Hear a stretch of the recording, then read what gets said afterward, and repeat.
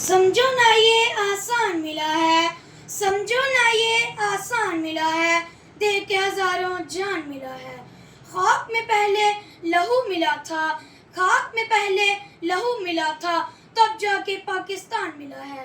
جناب صاحب، محترم اساتذہ کرام اور میرے عزیز ساتھیوں، السلام علیکم ورحمۃ اللہ وبرکاتہ۔ آج کی اس پروقار اور عظیم الشان تقریب میں مجھے جس موضوع پر لب کشائی کا موقع ملا ہے، اس کا عنوان ہے آزادی کا دن۔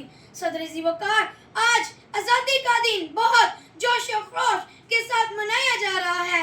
وقت کی دھول میں کچھ نام مٹ جاتے ہیں اور کچھ کردار تاریخ بن جاتے ہیں۔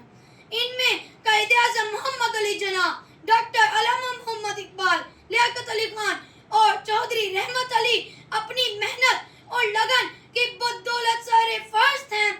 ملی نہیں ہے ہمیں عرض پاک تحفے میں، ملی نہیں ہے ہمیں عرض پاک تحفے میں، جو لاکھوں دیپ بجھے ہیں تو یہ چراغ جلا۔ جناب صاحب، 14 اگست 1947 ایک ایسی تاریخ جب غلامی کی زنجیریں ٹوٹی اور ایک نئی صبح نے اسلامی تشخص کے پرچم تلے جنم لیا۔ یہ دن فقط آزادی کا اعلان نہیں تھا، بلکہ ایک نظریے، ایک عقیدے اور ایک منزل کا آغاز تھا۔ آزادی دنیا کی سب سے بڑی نعمت ہے۔ آزادی کا ایک سانس غلامی کے 1000 سالہ زندگی سے بہتر ہے۔